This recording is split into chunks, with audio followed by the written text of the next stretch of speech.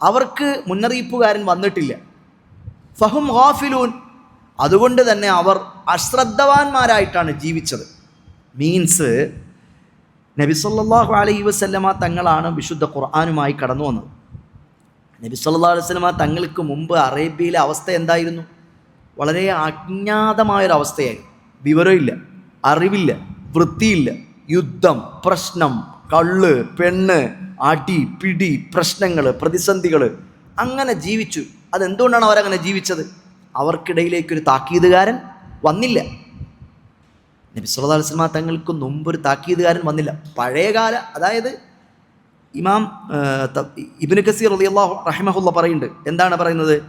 അവരുടെ പിതാക്കന്മാർക്ക് മുന്നറിയിപ്പ് നൽകിയിട്ടില്ല എന്ന് പറഞ്ഞാൽ അവരുടെ പൂർവികരായ മുൻഗാമികളായ പ്രവാചകന്മാർ വന്നിട്ടില്ല എന്നല്ല, മറിച്ച് ഖുർആൻ അവതീർണമായ സമൂഹത്തിന് തൊട്ടു മുമ്പുള്ള ആളുകൾക്ക് എന്ത് ചെയ്തിട്ടില്ല? പ്രവാചകന്മാരാരും വന്നിട്ടില്ല എന്നാണ്.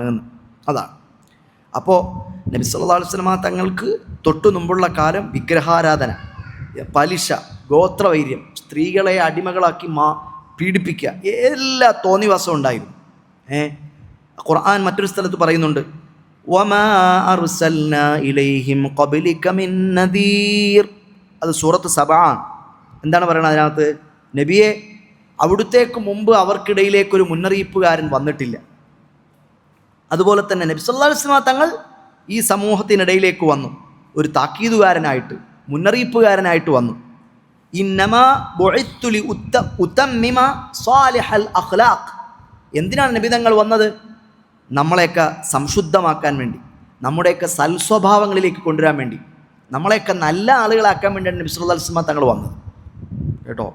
അപ്പോൾ ഈ ആയത്തിൽ പറയുന്ന പ്രധാനമായും 4 കാര്യങ്ങൾ.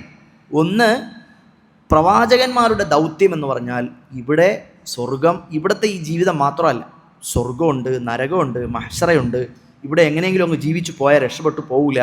നാളെ പരലോകമുണ്ട്, വിചാരണയുണ്ട്, മീസാൻ എന്ന തുലാസുണ്ട്, സിറാത്ത് എന്ന പാലമുണ്ട്, ഹിസാബുണ്ട്, ഖബറുണ്ട്, മഹ്ശറയുണ്ട് എന്നൊക്കെ പറഞ്ഞ് താക്കീത് ചെയ്യാൻ വേണ്ടി, നമുക്ക് മുന്നറിയിപ്പ് തരാൻ വേണ്ടിയാണ് പ്രവാചകന്മാർ വന്നിട്ടുള്ളത് എന്നാണ് ഒന്ന്.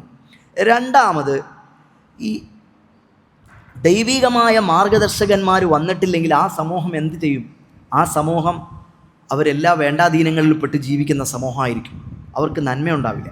അപ്പോൾ പ്രവാചകന്മാർ വന്ന് മുന്നറിയിപ്പ് നൽകുമ്പോൾ അവരത് ഉൾക്കൊള്ളുകയും അവർ നന്മയുള്ളവരാകുകയും ചെയ്യും.